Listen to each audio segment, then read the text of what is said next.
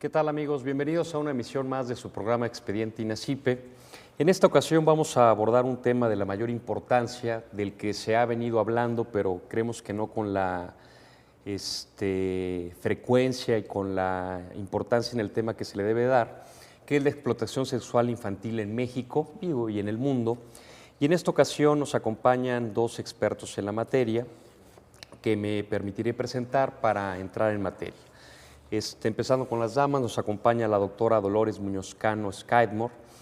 Ella es doctora en Ciencias Políticas y Sociales por la UNAM y igualmente tiene la licenciatura y la maestría por esta misma universidad, y actualmente forma parte de la Subcomisión de Infancia de la Comisión de Políticas Gubernamentales en Materia de Derechos Humanos de la Secretaría de Gobernación, y es miembro del Consejo de la Red por los Derechos de la Infancia en México, de la Federación Mexicana de Universitarias y de la Cátedra UNESCO en Derechos Humanos, y es profesora titular de carrera definitiva en la Facultad de Ciencias Políticas y Sociales de la UNAM desde hace más de 30 años. Doctora, bienvenida, gracias por estar con nosotros el día de hoy. Y también nos acompaña el maestro Eric Gómez Tagle. El maestro Gómez Tagle es sociólogo y su maestría es en estudios políticos y sociales.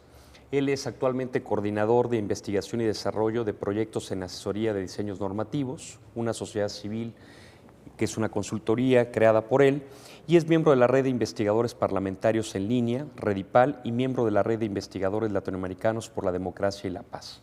Es profesor de tiempo completo en la carrera de Derecho de la Universidad Pontificia de México, también de otras universidades, y es docente también en el Instituto Nacional de Ciencias Penales, donde también fue profesor e investigador y además autor de algunas publicaciones que vamos a comentar. Bueno, hecha la presentación, vamos a entrar al tema. Es un tema delicado, es un tema importante, tiene que ver con los niños y las niñas mexicanas. Y Dolores, yo quisiera, a manera de introducción, que habláramos del tema genérico de la trata de personas, que es donde creo que podemos englobar este tema de la explotación sexual infantil. Para el gran público que nos ve, que no necesariamente son abogados o expertos en el tema, ¿qué entendemos genéricamente por la trata de personas? Gracias. Bueno, efectivamente, un poquito antes de contestar a la pregunta, qué bueno que el público que nos escucha no es exclusivamente enfocados a las leyes, ¿no? Nosotros, los invitados ahora, no somos tampoco abogados, somos del área de las ciencias sociales, pero este tema es muy importante desde el punto de vista de la sociedad y no podemos dejar de lado todo el enfoque jurídico que conlleva al análisis de esta situación de la explotación sexual infantil. Este fenómeno de la explotación sexual infantil se enmarca dentro de lo que es justamente la trata de personas. Esa es la denominación genérica, trata de personas. Así es el tráfico de las personas, que es un fenómeno que, bueno, parece ser que es de toda la vida. Incluso en un momento de nuestra historia, a principios del siglo XX, fue tan fuerte la trata de personas, el tráfico de personas, no necesariamente este tráfico que conocemos a través de la historia de los habitantes del África que se los traían a América para ser explotados laboralmente, porque no surge en ese momento, estamos hablando de hace 500 años, etcétera, no surgen tratados o convenios entre naciones que prevengan o eviten ese tipo de tráfico. Como que no estaba mal visto.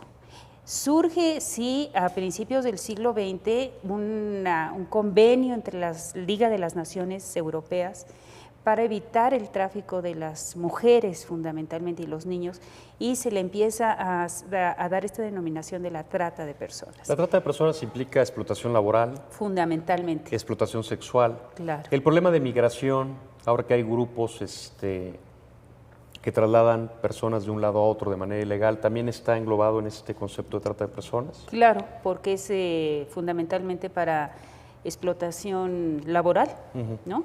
Y para explotación sexual. O sea, se confunde también, hay una confusión, iniciando por el convenio que establece la OIT de las peores formas de explotación de trabajo, y lo enfoca a trabajo infantil. Mete ahí justamente la explotación laboral y la explotación sexual infantil, la pornografía, etcétera.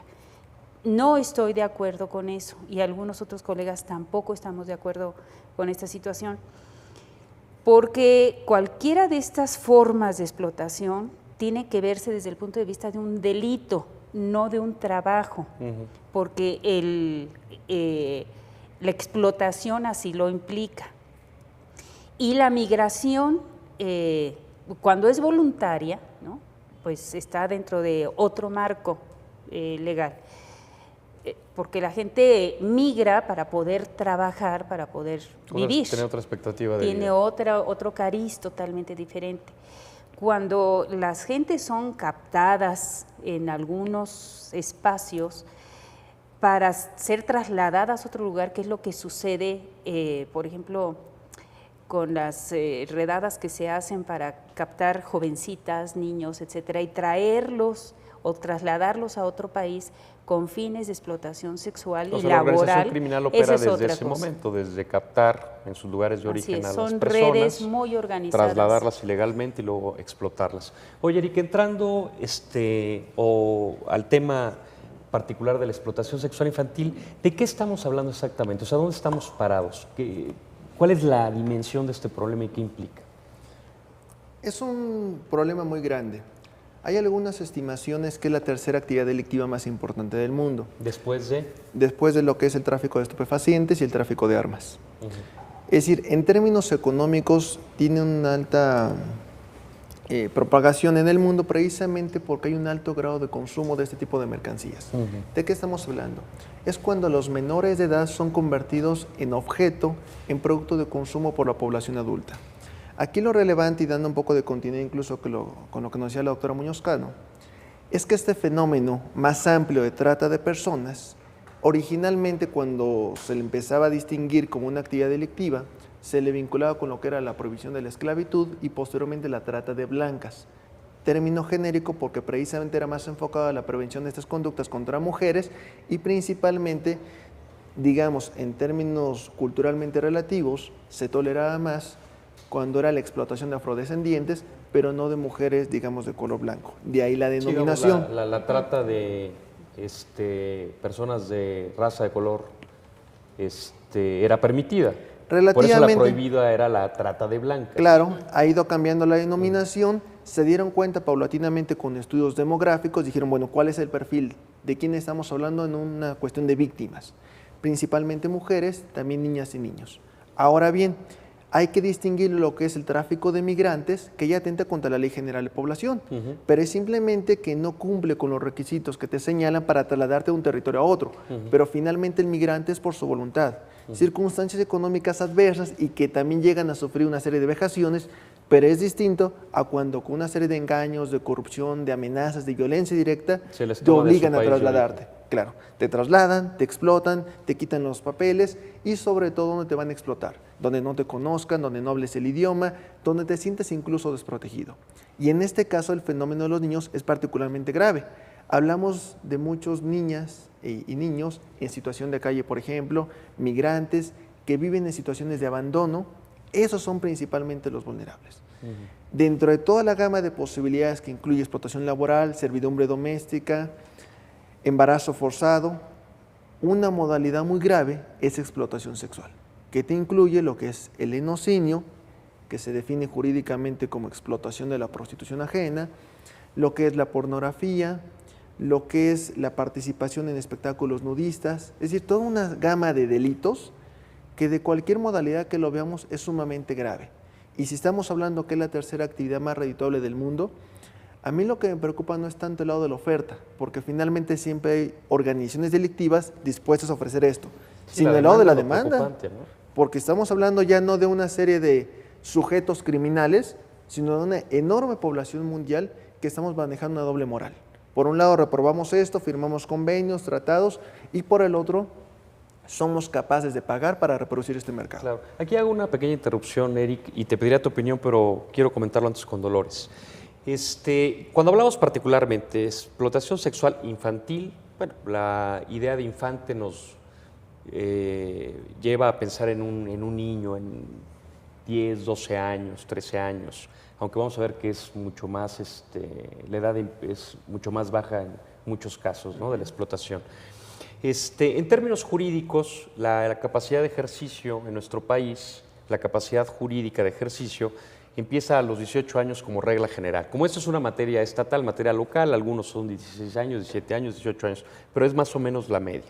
La pregunta que quiero hacer aquí, Dolores, es, ¿cabría en esta materia hacer un tipo de distinción respecto a la edad de cuándo considerar a una persona menor de edad y cuándo no? Es decir, podemos pensar también, según los parámetros de desarrollo en una ciudad media de la Ciudad de México, que a lo mejor una persona de 17 años ya ha iniciado su vida sexual desde sea 2 o 3 años y eventualmente podríamos suponer que para ciertos actos de esta naturaleza podría prestar su consentimiento y ya no ser tratado como inimputable, es decir, alguien que no tiene esa capacidad de querer y entender las conductas que realiza.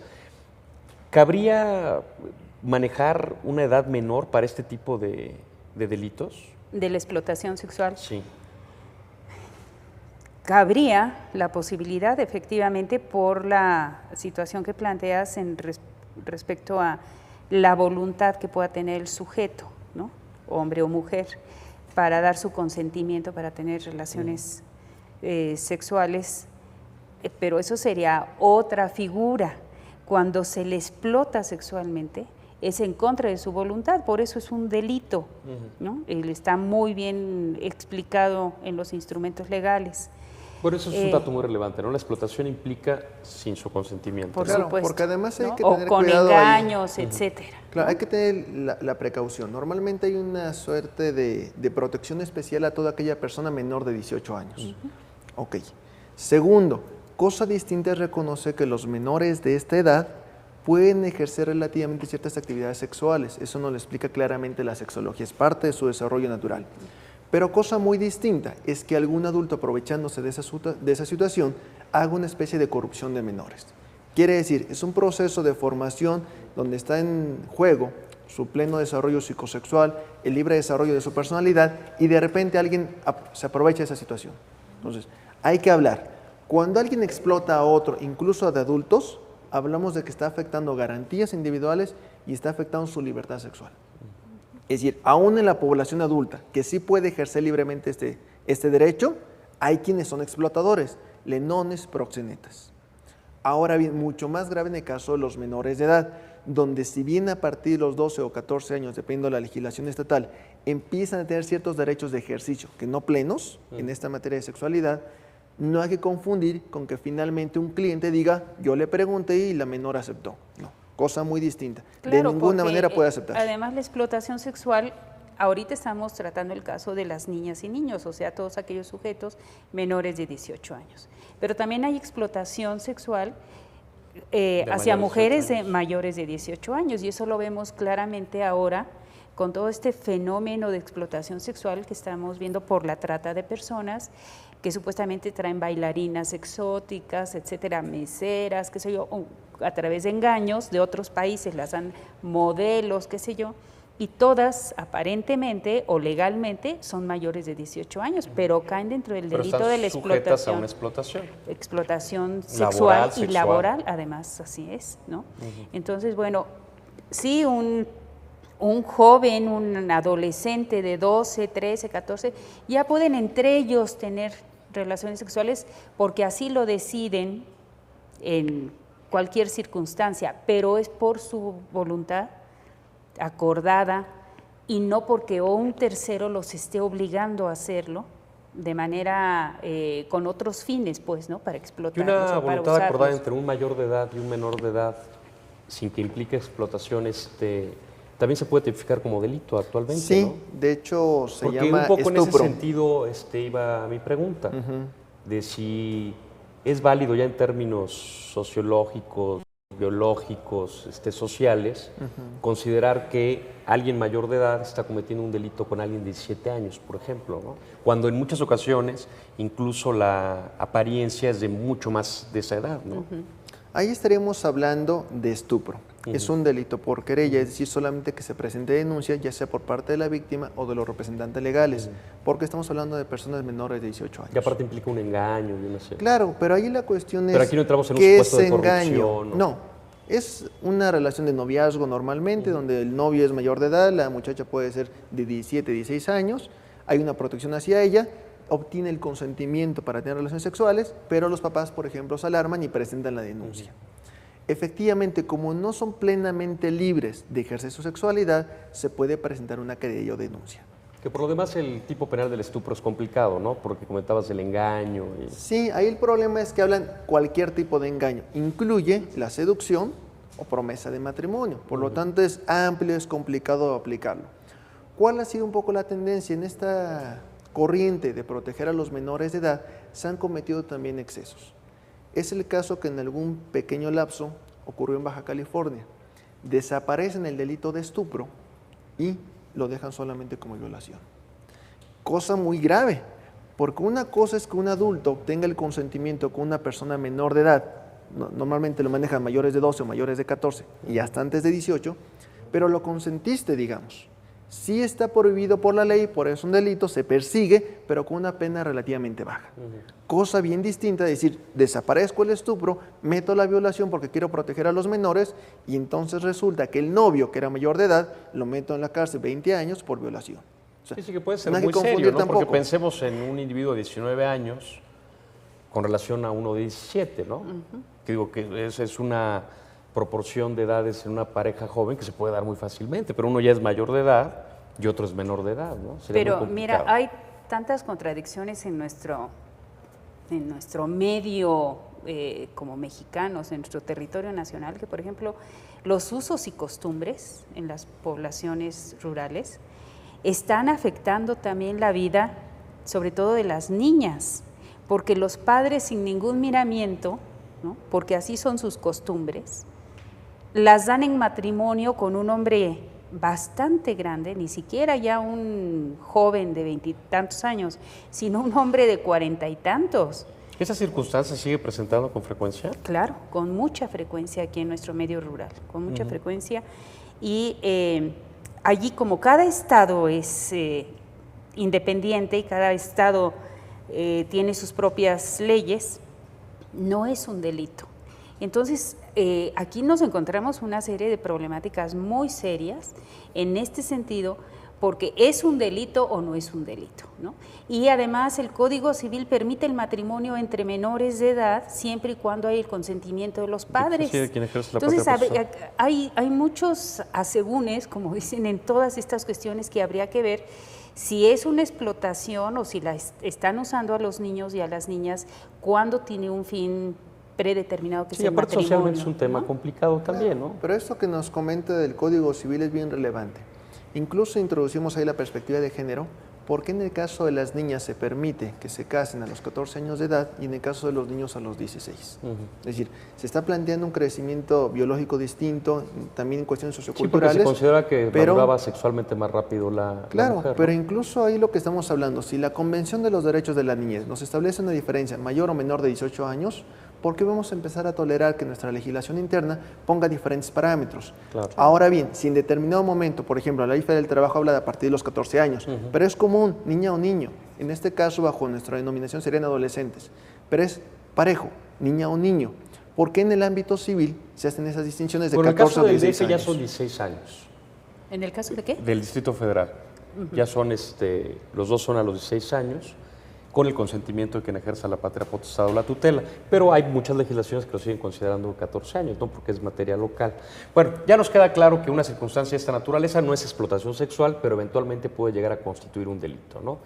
Y ahí queda la pregunta, la circunstancia de si eventualmente hay que considerar para efectos de materia penal, si eventualmente un menor de 18 años, pero mayor de alguna edad, 13, 14, 15 años, eventualmente puede o no dar su consentimiento para una relación de esta naturaleza, ¿no? Digo, es simplemente una pregunta que queda anotada, pero ya entrando a la explotación. Entonces, la explotación implica ya, ¿qué? Sacar un provecho abusivo de algo de alguien, en este caso con fines económicos o para disfrute personal del cliente. Un provecho abusivo. Ahora, en México, Eric, o en el mundo, ¿cuáles son los medios que se han detectado como más frecuentes para esta explotación? Porque ya hablaba un poco Dolores y ahorita volvemos a la pornografía infantil, tenemos ahora la cuestión de la red, que es un aparato de difusión de una gran cantidad de páginas con esta circunstancia, ¿no? Habría desde el cliente que contacta en la calle a una persona menor de edad, también los bares, burdeles, lupanares, es decir, casas de citas, salas de masajes. Hay muchos lugares, ya sea en vía pública o en lugares cerrados. Ahora es común encontrar, ustedes que han investigado el tema, a menores de edad en centros establecidos clandestinos, o es más bien a nivel calle, o es a nivel contactarlos porque ya se conocen. Es decir, ¿hay lugares que la gente puede encontrar ya menores de edad? Sí, hay de las dos posibilidades. Normalmente si son personas menores de edad, pero ya más cercanas a los 18, es más probable que los encuentres en las calles, en vía pública. En la medida en que vayas bajando de edades, tienen que ser lugares cerrados porque implica una mayor participación de la actividad delictiva. Incluso, ahí en ningún caso podríamos hablar ni del menor asomo de libertad sexual, es claramente una explotación.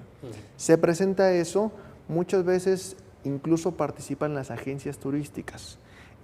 Hay estudios criminológicos donde nos hablan que el explotador normalmente no ataca en su lugar de origen, en zonas cercanas donde lo pueden reconocer, sino que se traslada. Cosa muy parecida en el caso de los menores de edad que son víctimas. Normalmente no son explotados en su propio lugar, sino que también hay un traslado, una movilidad poblacional, para que en ambos casos no puedan ser reconocidos. Ahí la participación de una agencia turística es que te puede decir en qué hotel, en qué table dance, en qué lugar puedes contactar sexualmente a un menor de edad. Y aquí lo importante cuando hablemos de explotación, no solamente que lo toque, incluso para presenciar espectáculos nudistas que se denominan 3X, estaría implicando también una apología de un delito, una corrupción de menores y un fomento a la delincuencia organizada. Es decir, es amplio el fenómeno, pero sí lo puedes encontrar.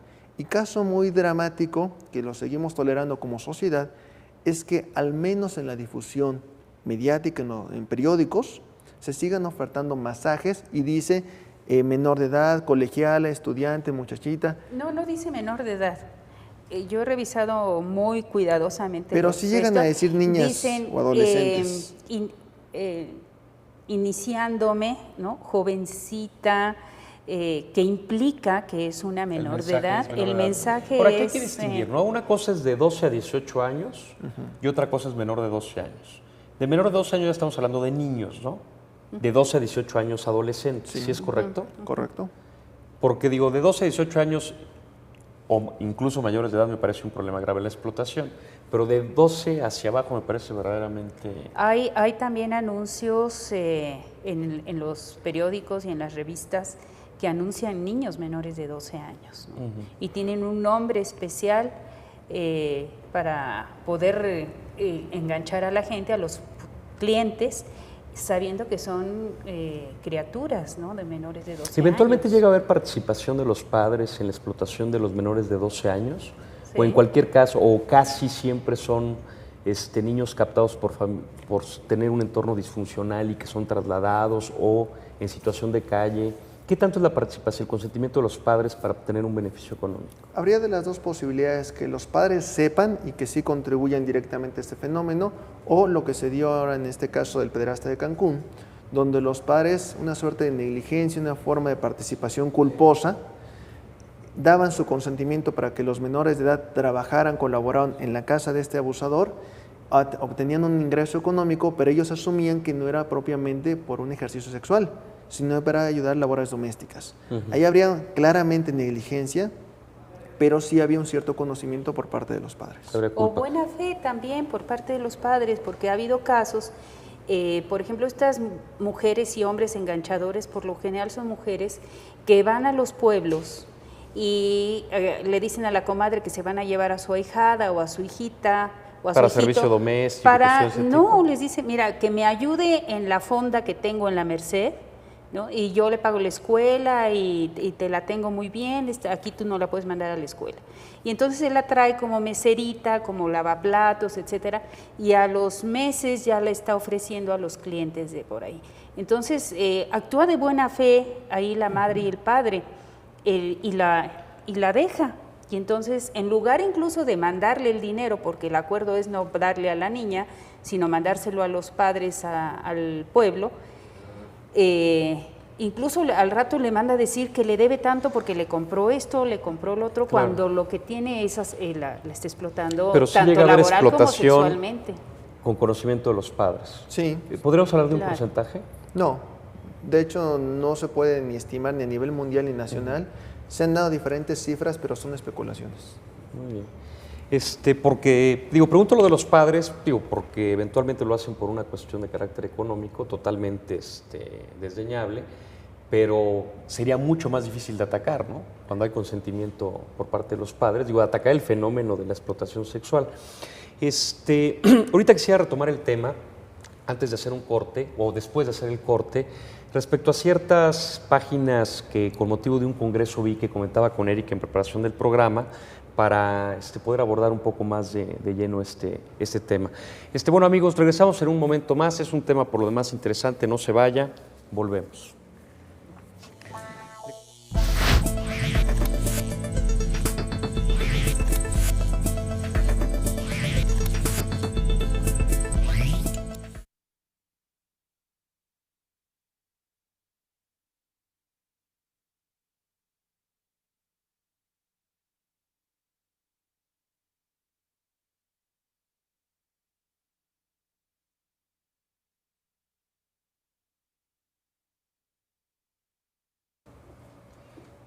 Bien, amigos, regresamos con este interesante tema de la explotación sexual infantil y tal vez cabría hacer ahora una primera conclusión de lo que hablamos, de que empezamos a abordar genéricamente la trata de personas para tratar de entrar a la explotación sexual infantil, que ahorita nos lo aclarará Eric, porque hemos hablado de distintos tipos penales, distintos delitos, pero habría que decir que la explotación sexual infantil no es un delito como tal, es un fenómeno que implica eventualmente la comisión de varios tipos de delitos, ¿no? Violación, estupro, corrupción de menores, peligro de contagio, etcétera.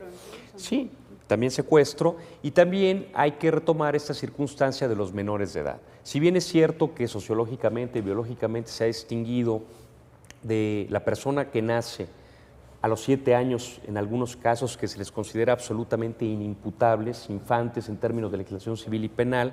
También hay un tratamiento de los 7 a los 12 años donde ya pueden tener cierta capacidad de discernir, sobre todo para efectos de custodia con padres en casos de divorcio, etcétera, y de los 12 a los 18 años. Pero vaya, dejar claro que una conducta sexual con respecto a un menor de edad, supongamos ahorita el caso de 18 años, puede implicar una conducta delictiva, y más si estamos en una circunstancia de explotación.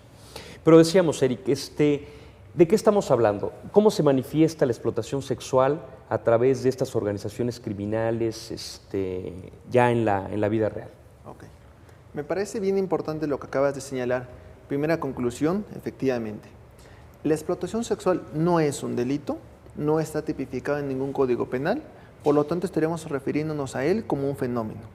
Por ello, aunque el auditorio por momento le pueda dar la impresión de que hablamos de una serie de delitos, que abrimos demasiado el espectro, no es así, porque la explotación incluye una enorme cantidad de modalidades. Lo segundo, aunque distinguimos, acorde con nuestra legislación nacional, de niñas, niños y adolescentes, en el ámbito mundial, y México forma parte de la Convención de los Derechos de la Niñez, una protección especial, toda aquella población menor de 18 años. Son dos primeras aclaraciones bien importantes. Lo otro que nos comentas en este momento, la participación de la delincuencia en este tipo de actividades. Normalmente no hablamos de un explotador aislado, no hablamos de un cliente aislado, sino hablamos de redes de delincuencia organizada. Son grupos organizados. Sí, porque además son conductas tipificadas de manera grave y que en muchos casos incluso caen en la figura de delincuencia organizada transnacional, porque hay un traslado de las personas menores de edad a otros países. No solamente hay una movilidad al interior del territorio nacional, sino de un país a otro. Por ejemplo, se sabe que muchas centroamericanas son explotadas en México, principalmente ¿en dónde? En Chiapas. Ahí es un centro de explotación importante. Otro tipo de población que llega, incluso europeas, a México, son explotadas en lugares turísticos, lugares con playa, los centros de las ciudades o zonas fronterizas. Población infantil mexicana, se han encontrado muchos casos reportados en Europa. Es decir, hay un traslado importante. México, por ejemplo, es un país consumidor en alto grado de lo que es pornografía con menores de edad, pero no es productor. Otras naciones, como nuestro vecino del norte... ¿Consumidor de pornografía es a través de videos, a través de la red? Básicamente a través de videos, imágenes, publicaciones, hay una enorme cantidad de variantes. Nuestro vecino del norte, por ejemplo, hay quienes afirman que es uno de los principales productores, no necesariamente de niños, sino también de adultos, pero es una forma en que se van corrompiendo a las nuevas generaciones. Es decir, es un fenómeno mundial. México forma parte de él, incluso como uno de los principales lugares del mundo para turismo sexual. Cancún es un lugar paradisíaco, y no en el sentido de que las autoridades no hagan nada, al contrario, hacen mucho. Pero hay esta percepción en el imaginario colectivo a nivel mundial de que Cancún es un lugar donde se puede dar ese tipo de prácticas.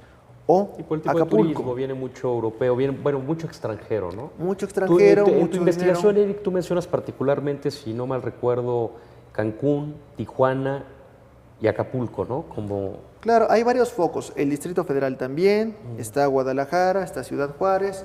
Hay varios focos en el país. ¿Qué condiciones tiene que haber en un territorio? Por ejemplo, que haya mucho turismo, es decir, para que no sean los propios residentes, sino turistas, principalmente extranjeros. Esta idea de extraterritorialidad pareciera que genera impunidad, y hay que mandar un mensaje claro a las sociedades del mundo: no es cierto. En México se castiga este tipo de prácticas. Podemos estar en acuerdo o desacuerdo con ciertas modalidades como están tipificadas, pero aquí se legisla y está prohibido. Esta es una circunstancia, Dolores, que he visto yo en los estudios de Eric, que parece que es un dato muy característico de este tipo de, o esta serie de delitos que implica la explotación sexual, que son delitos que a lo mejor la persona no cometería en su lugar de origen o en su centro poblacional, pero al ser turista, eventualmente con la circunstancia de que a lo mejor la práctica de ese país lo permite, o de que no está mal visto, o que es algo de mi entorno, me animo a cometer un delito de esta naturaleza, ¿no? Es decir, acudir con un menor. Sí, es una circunstancia particular de la explotación sexual. Pues puede ser, no lo sabemos exactamente, porque no hay estudios concretos sobre este tipo de aficiones o vicios o lo que sea, o de enfermedad que tienen determinadas personas. Yo comentaba con Erika hace un momento en cuanto a la comisión del delito o el acercamiento a cometer un delito.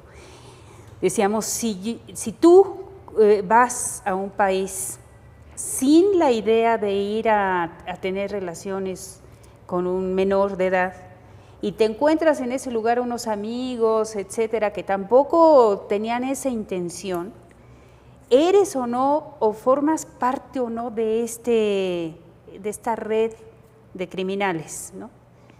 Habría que ver en el momento de cometerlo, por supuesto que hay un delito, pero se forma parte de esta red intencional. En fin, tendríamos que analizar muchos aspectos aquí.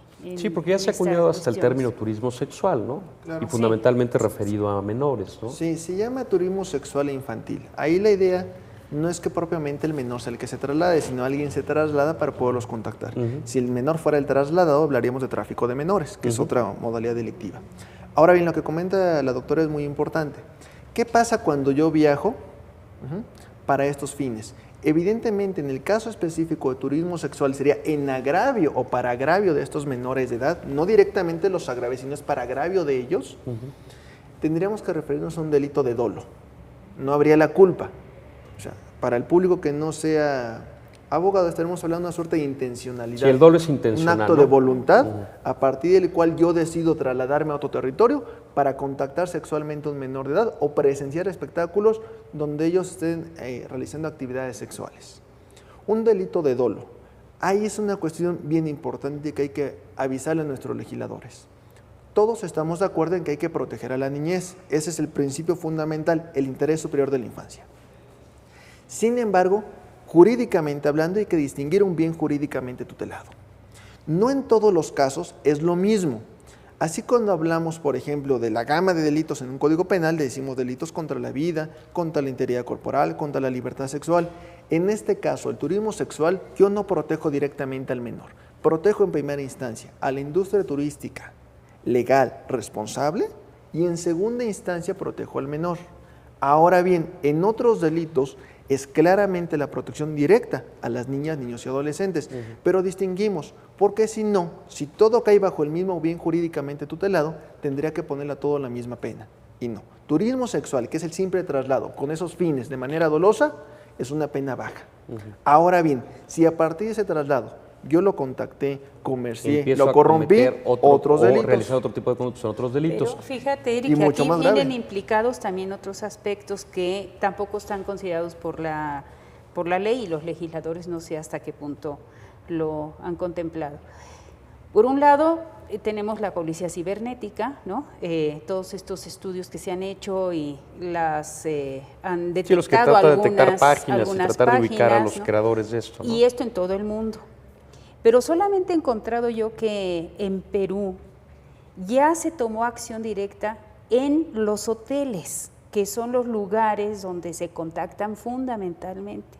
Ahí es donde el turismo sexual se da, no nada más con niños, sino con adultos Pero eso ya es también. producto de una investigación criminal, ¿no? No tanto de un producto legislativo.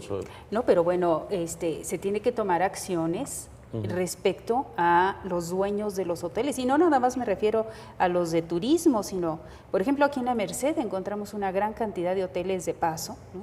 En donde, bueno, lo único que tendrían que estar observando es que no entren niños ahí, que no sea con sus padres debidamente identificados. Ahora sí que vamos a caer quizás con esto en una persecución y una observación muy minuciosa, a ver si el niño es realmente el hijo de las personas con las que Sí, no sé si ingresan al persecución, pero hotel. yo creo que en esos casos sí valdría la pena una observación minuciosa. Incluso la Organización Mundial del Turismo, en primera instancia, creó un código de ética y en segundo está haciendo vínculos con agencias de viajes, con industrias hoteleras, precisamente para que no se permita que los adultos entren solamente con los niños, a menos que muestren una identificación. Claro. Ahora bien, cuando estamos hablando de tráfico de menores, implica traslado de un país a otro.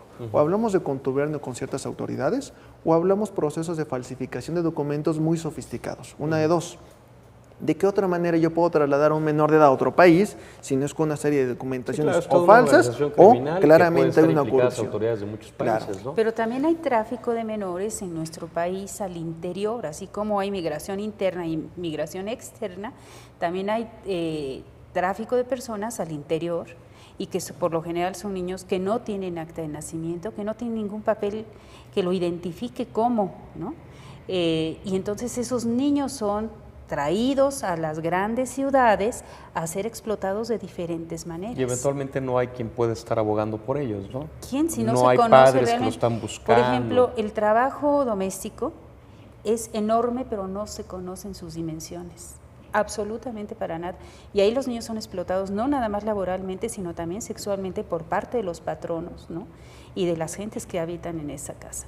Entonces, eso está prácticamente invisibilizado. Sí, ese es otro tema, ¿eh? Dolores, antes de continuar con eso que estás tornando muy interesante, hablabas tú del bien jurídico tutelado, Eric, y quería preguntarte, y por eso retomo ahorita otra vez la parte legislativa, porque he escuchado que hay una tendencia a querer legislar la pederastia, pero he oído investigadores como tú y a otras personas como Dolores que conocen este tema, que dicen que eso no es lo correcto. ¿Cuál es tu opinión de esto? ¿Cómo? Te divido la respuesta en dos partes. La primera, bien jurídicamente tutelado. Hasta hace muy poco, y quiero decirte, hasta antes del 27 de marzo de 2007, en el Código Penal Federal, esta gama de delitos protegían la moral pública y las buenas costumbres. A partir de un estudio que se desarrolló en el Instituto Nacional de Ciencias Penales y que posteriormente se publicó con apoyo de la Organización Internacional del Trabajo, incluso también con el aval de la Secretaría del Trabajo y Previsión Social, se pudo identificar claramente cuál era un bien jurídicamente tutelado de mayor relevancia, que era el libre desarrollo de la personalidad. Así se hizo en este estudio de INACIPE, que fue una contribución a la política legislativa, y en el ámbito federal ya se logró. Esta misma tendencia de identificar con claridad los bienes jurídicamente tutelados se ha ido reproduciendo en toda la República, a un grado tal que va a ser una aportación bien relevante del INACIPE a nivel nacional, la identificación de este bien y la homologación en todos los códigos penales de eliminar la moral pública y las buenas costumbres y que queden claramente contra el libre desarrollo de la personalidad. Lo otro que señalas, hay una suerte de acuerdo parlamentario de algunos partidos políticos de querer legislar la pederastia. Crear un tipo penal. No es tanto un delito, es una actitud que puede implicar uno o varios delitos, ¿no? Claro, es una suerte, en términos psiquiátricos se le vincula con lo que es la pedofilia. En términos generales, lo que ahora se llaman parafilias, antes se llamaban perversiones o desviaciones sexuales. Yo puedo estar en contra de esas prácticas, pero son términos clínicos, no jurídicos. Ahora bien, piensa en la posibilidad, si son extraídos del campo de la salud y lo introduzco al ámbito de lo penal, corres un riesgo bien importante. Si yo logro establecerlo y le imputo una responsabilidad a alguien como pederasta, le estoy diciendo al juez, mira, o es inimputable o tiene una imputabilidad disminuida, porque es enfermo. Claro, porque es un término clínico. Claro, yo no puedo establecer esa conducta y ponerla como grave si yo mismo como legislador me estoy contradiciendo y estoy diciendo, ponle una imputabilidad disminuida. No, estamos hablando claramente que aunque puede haber una atención psicológica o incluso psiquiátrica, esto se define como un trastorno de la personalidad, no trastorno mental. Claro, pero ojo, hay que dejar muy claro que un pederasta puede cometer uno o varios delitos, ¿no? Claro. Lo que decías tú, por ejemplo, si abusa del menor, sexualmente estamos hablando de una violación. Habría que distinguir el grado de afectación. Si solamente son tocamientos, un abuso sexual. Ajá. Si impone la cópula, violación. Si le cambia la ideología, corrupción de menores. Si lo traslada, tráfico. Si genera un peligro, delito de peligro de contagio. Y en fin, O sea, por ejemplo, un pederasta podría hace cometer mucho, todos esos delitos al mismo tiempo, por Claro. ejemplo, ¿no? Ahí Pero el- no implica esto, Dolores, que tengamos que legislar la pederastia como un tipo penal. Claro, claro, porque se corre el riesgo, como en otros países también, de que no sepan qué es lo que van a castigar. Claro, lo que pasa es que mediáticamente vende el tema del pederasta. Sí, claro, ¿no? y ha sido muy sonado por los casos de... Que lamentablemente se han dado. Sí, de profesores, de sacerdotes, fundamentalmente, que son los casos más sonados, más fuertes. Entonces, bueno, tenemos el de Sucarcuri, etcétera. Entonces, tenemos el término de la pederastia en la mente, como el perverso, ¿no? El pervertidor, el abusador, etcétera. Pero efectivamente habría que señalar Claramente ¿a los qué? bienes jurídicos tutelados, exacto, que es lo que queremos. lo que ¿no? señaló Eric, ¿no? De qué se le va a imputar a este señor como delito, qué es lo que hizo con esas criaturas, ¿no? A lo mejor se reúne que el señor hizo todo, ¿no? Es traficante de personas, es acosador, es violador, es Corruptor. explotador, corruptor, etcétera. Pues todo eso tiene ya una sanción, una pena, y bueno, se le tendría que castigar por ese caso. Pero no ponerlo nada más como pederastia. En Estados Unidos, por ejemplo, a los pederastas, así tal cual, se les considera como enfermos, por lo tanto nunca se les... Serían inimputables. Son Al contrario, se les inimputables. ayudaría, ¿no? Claro. Y entonces incluso la argumentación médica es, bueno, va a estar en tratamiento, pero mientras el señor esté en tratamiento sigue haciendo Sí, o sea, es un daño. enfermo, no un delincuente, ¿no? Así Eso es. sería algo muy importante. Y entonces aquí sería muy interesante que no nos fuéramos por ese término, sino que se le acusara al sujeto específicamente del delito que ha cometido. En materia de legislación, ¿cómo estamos en el país, Eric, para atacar este fenómeno? Porque ya hablabas de materia federal y es materia local también, Claro. ¿no? Es decir, cada uno de los estados en su respectivo código penal tiene que tratar esta materia. Y adelanto la segunda pregunta que va con esto. En las reformas que se han planteado en materia penal, particularmente la del presidente Calderón, que entró al Senado el 9 de marzo, uno de los puntos que él aborda de reforma constitucional es la posible unificación de la legislación penal. ¿La Es decir, no homologación, unificación, es decir, que hay un solo código penal para todo el país y un solo código de procedimientos penales para todo el país. Yo no sé si en esta materia también podría ser una suerte de solución. ¿Cuál es el espectro a nivel país en legislación? Tendría que irse trabajando en esa materia porque es bien importante empezar a poner criterios homogéneos o únicos. Coincido plenamente con esa propuesta. Segundo, en el ámbito federal ya se avanzó mucho, pero esto es muy reciente. Te comentaba que es del 27 de marzo de este año, es decir, tiene un par de meses. Es muy reciente y creo que en términos generales se hizo muy bien, salvo dos cuestiones. La primera es, están protegiendo personas menores de 18 años, personas que no tienen la capacidad para comprender el significado del hecho, antes llamado incapaces, término peyorativo, y personas que no pueden resistirlo. ¿Cuál es el problema con este último? Si yo estoy generando una protección especial a aquellos que no lo pueden resistir, tendría que incluirlo para todos los delitos. Y en cambio yo no digo homicidio al que priva de la vida a otro ser humano o al que priva sin poderlo resistir a otro ser humano. No hago ese tipo de excepciones en ningún delito. Por lo tanto, aquí no cabría. Me parece un error del legislador que bien intencionado dijo también hay que proteger a estas personas, pero no cabría a menos que lo hagamos en toda la gama de delitos. Y segundo, desde el propio INACIPE se identificó, y esto revisando legislación europea, principalmente española y alemana, que el bien jurídico no era la moral, sino el libre desarrollo de la personalidad. ¿Cuál ha sido el problema?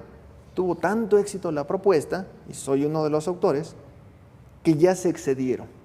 Ahora, en el caso de la trata de personas, dicen el mismo bien jurídico, el libre desarrollo de la personalidad. Y error, porque la trata de personas incluye el tráfico de órganos. Si yo le extirpo un órgano, tejidos o sus componentes a una persona, le daño algo más que su personalidad. Pongo en riesgo su vida, su integridad corporal. Por lo tanto, se logró avanzar mucho en el ámbito federal, casi en todo ponemos 10, sin embargo, al estar incluyendo esta protección especial a quienes no puedan resistirlo, y 2, al creer que es el mismo bien jurídico con la trata de personas, se cometieron 2 errores. Y en el ámbito estatal vamos muy atrasados todavía. Oye, La tendencia es a... Digo, tú no eres abogado, pero al estudiar este tema te has metido mucho y eres asesor de legisladores. ¿Cuándo se aborda este tema a nivel federal? Es decir, está la legislación federal, porque hay un Código Penal federal, pero ¿cuándo estamos en un supuesto de explotación sexual que conozca o que la ley aplicable sea el Código Penal federal? Por ejemplo, podríamos pensar que en delincuencia organizada tiene competencia, sobre todo que hay redes de delincuencia organizada transnacional, okay. Es decir, hay si ya se estos identifica supuestos, un grupo organizado, claro, entonces ya es a nivel de Código Penal claro, federal. o los otros supuestos que siempre se manejan en una embajada, puede ser en espacios aéreos, pero tienes mucha razón. Qué bueno que ya se legisló a nivel federal, era necesario, porque además de aquí se empiezan a reproducir en todos los estados, incluso copiándolo un poco. Pero los sujetos activos del delito no son federales en la mayor parte de los casos, son locales. Y se ha caído en el error de creer que como se legisló federalmente, ya está protegida la niñez. Y no, claro, tiene hay que ser a nivel los local. estados. ¿Y en los estados cómo estamos, Dolores? Muy mal, estamos muy atrasados. Tenemos apenas, ¿cuántos estados, Eric, que tienen Guerrero. una ley de protección a la infancia? Bueno, en son muy términos pocos. generales de protección de la infancia, Baja ya hay California. varios. Ya han avanzado, pero de todos modos, dentro de estos instrumentos que ellos han elaborado, están muy flojos todavía en relación fundamentalmente al trabajo y a la explotación sexual. Es muy laxa las disposiciones que establecen Sí, las tú hablabas leyes. de homologación, Dolores, que es algo complejo, ¿no? Homologar 32 legislaciones es algo sumamente complejo, poner de acuerdo a 32 congresos. Por Y eso a la mí esta parte de la armonización, además, reforma que propone el presidente me parece, a muy mí me parece en lo interesante. particular adecuado, porque habiendo un solo código penal para todo el país, por ejemplo, digo, ahí ya en automático se homologa, por Habría ejemplo, que tener este mucho tipo cuidado de materia, también ¿no? que se armonizaran los instrumentos internacionales, como la Convención sobre los Derechos de la Infancia y otros instrumentos varios, con nuestras leyes.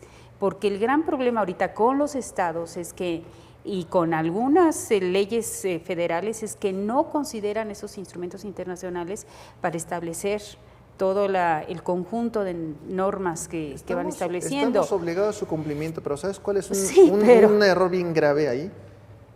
Cuando suscribimos un tratado, un instrumento convencional, el Estado firmante se obliga a establecer en la legislación interna los parámetros adecuados para dar su debido cumplimiento.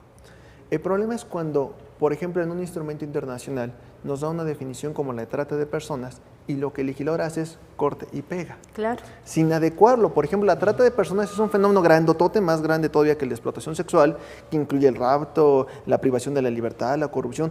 Da un término genérico, pero es una descripción para un instrumento internacional. El problema que se ha cometido aquí en México y se está cometiendo de querer establecer una ley especial sobre este tema es copiar la definición y decir, ya legislé aquí internamente. No es cierto. Y además otro Estamos error, cometiendo Eric, errores que lo legislativos. vimos hace poco en las reuniones que hemos tenido últimamente, es la falta de conocimiento del legislador también sobre temas legales, porque no todos son abogados los legisladores. Entonces dejan muchas lagunas o dejan a una interpretación de quién sabe quién, ¿no? Del ejecutor, de la ley, del juez, etcétera. Los jueces se encuentran en un predicamento en ese momento de leer lo que el legislador hace.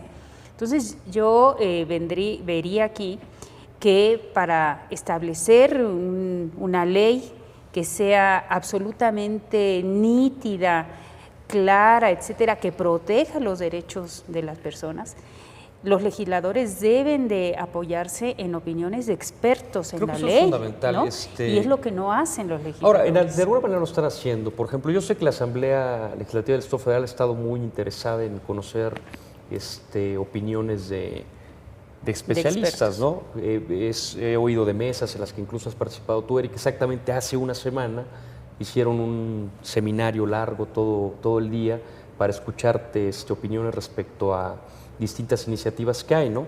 Pero sí es un tema que debe llamar nuestra atención, ¿eh? Es decir, ubicar el bien jurídico tutelado, que hay una homologación por lo pronto de las legislaciones, que ya sería establecer una política para tratar de dar freno a esto, ¿no?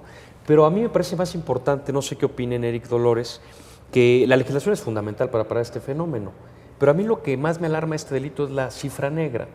Es decir, me imagino que hay poca denuncia ciudadana y yo creo que es importante el referente y el instrumento jurídico para atacar a quien esté haciendo esto, pero hay que informar a la autoridad quién lo está haciendo y dónde lo está haciendo, ¿no? El gran problema que yo he detectado, sobre todo en las 2 últimas semanas, con respecto a las denuncias que nosotros estamos fomentando dentro de la academia, con los alumnos, etcétera, la cultura de la denuncia, ¿no? Es que en dónde se denuncia, con quién denunciamos y qué acto va a tener el funcionario público, el servidor público ante la denuncia. Estamos atrasadísimos en ese sentido. Los ministerios públicos no están lo suficientemente capacitados para recibir una denuncia y atenderla debidamente. No hay instituciones, ni la Procuraduría General de la República, ni la Procuraduría de los estados, las locales, incluyendo la del Distrito Federal.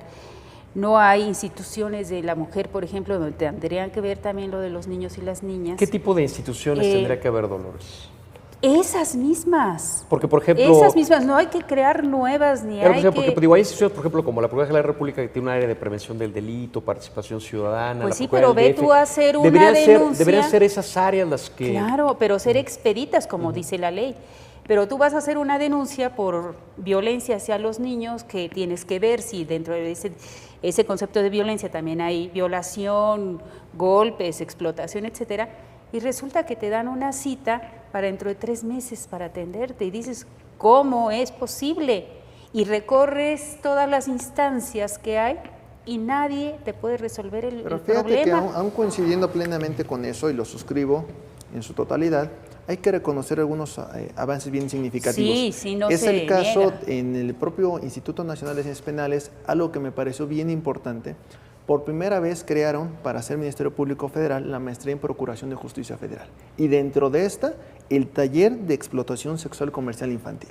Qué importante que para los futuros ministerios públicos, durante la etapa de capacitación en el INACIPE, se les hable abiertamente de esto y además los alumnos son en su totalidad abogados, pero los docentes no.